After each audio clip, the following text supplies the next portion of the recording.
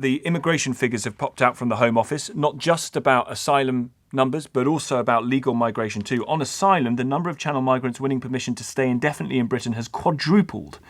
25,300 small boat migrants granted asylum in just 1 year, says the Mail. Meantime, the total number of visas granted to foreigners dropped by 156,000 between January and June compared to the same period last year.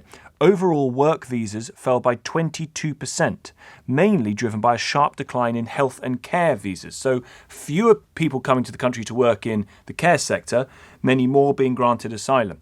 Daniel Sohege is director of Stand for All, a migrants' right campaign which offers pro bono work to charities. Thanks for coming on, Daniel. What do you think fundamentally explains this big increase in the number of people being granted asylum? Thanks for having me on, Tom. I think it's less of a sort of big increase in people being granted asylum, and more we're seeing a clearing through of previous applications, because there was quite a backlog going on which needed to be seen through. So we're seeing that come through, but we're also seeing a lot more people being left in limbo because the previous government just stopped processing applications. So it's sort of 6 of one, half a dozen of the other on this, I'm afraid. So we're going to see, aren't we, quite a large number of people not only claiming but maybe even being granted asylum in the near future as that asylum backlog of about 100,000 people is worked through?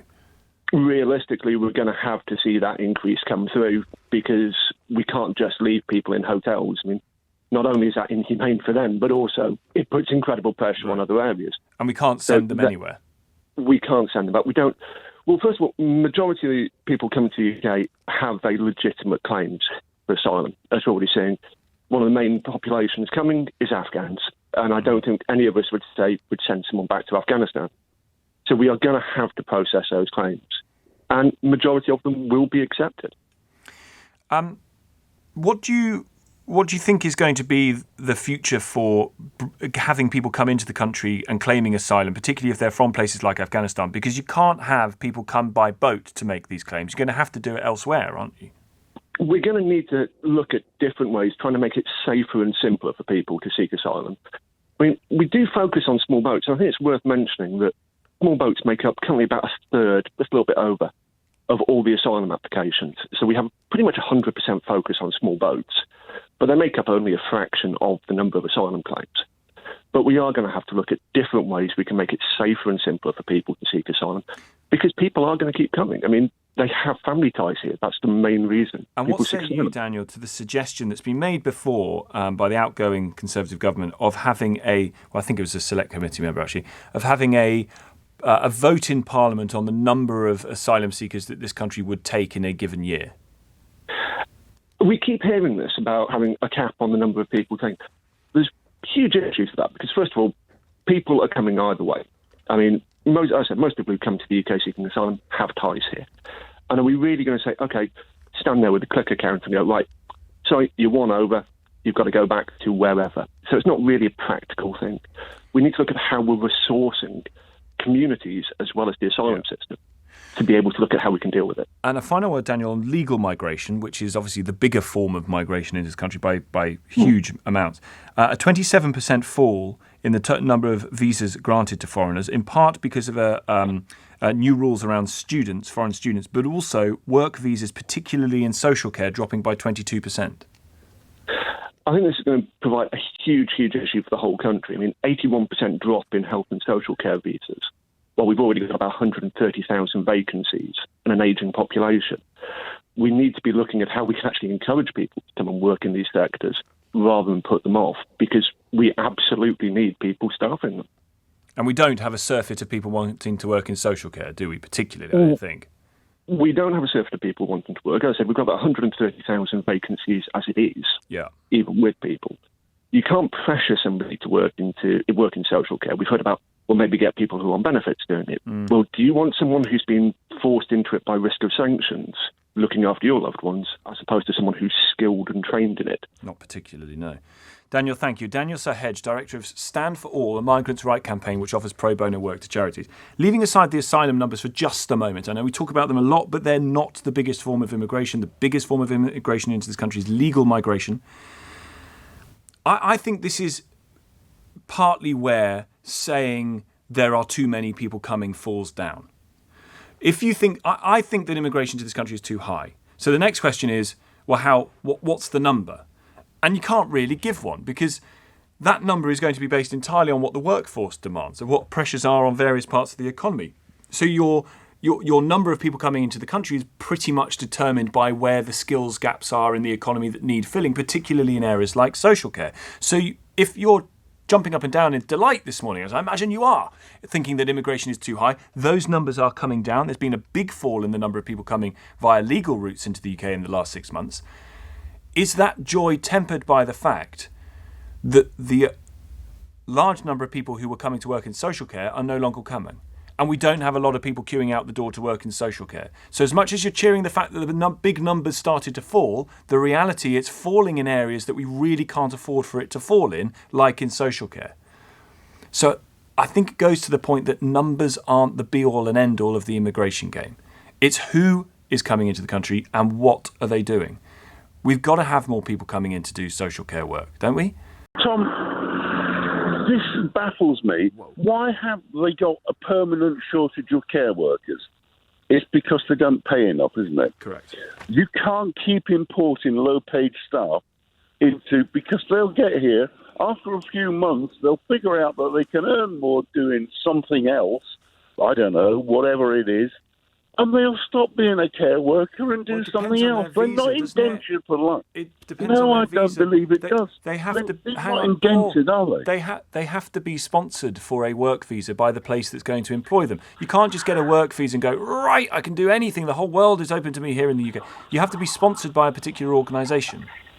I think if you Google the figures, you'll find out they gave 70,000 care work visas last year, and only 11,000 actually went to work in care homes. Overall, work visas fell by 22%, mainly driven by a sharp decline in health and care visas, which dropped by more than half compared with the first 6 months of last year, from 178,000 to 84,500 this year. Maybe we don't need that many people coming into the country to do care jobs, except for the fact that there are huge vacancies in the care sector. Because the wages are rubbish. People won't do it. We've got nearly 5 million people economically inactive. If the wages were better, people would do it. So we pay more. So you tell to the person who's in the care home already, who is paying God knows how much of that care, you've got to pay more. You can't keep getting everything but below its true cost by importing a couple of 100,000. Have you seen what the prices are? It's thousands of pounds a week, man. It's people are paying 3-4 grand a week. You can't keep bringing 100,000 or 1 million people a year from the third world to do jobs to make things cheaper. It just doesn't work. So we make it more expensive for everybody, including paying more to the people doing the job. You can't get things for less than their true cost. Even if we could, by having people come into the country to do those jobs. But they're not doing them. They've been disincentivised from coming. Staff turnover? Why, if we keep bringing in all these people, and you just said a couple of 100,000 people, why is there still 130,000 vacancies? Because the staff turnover, the people leave.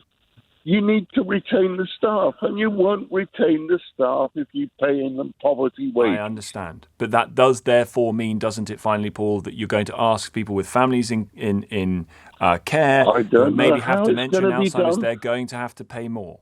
They're just going to have to. They're going to have to find a way to do it. All right, Paul, I'll leave it there. Only for time reasons. Appreciate it. Thank you.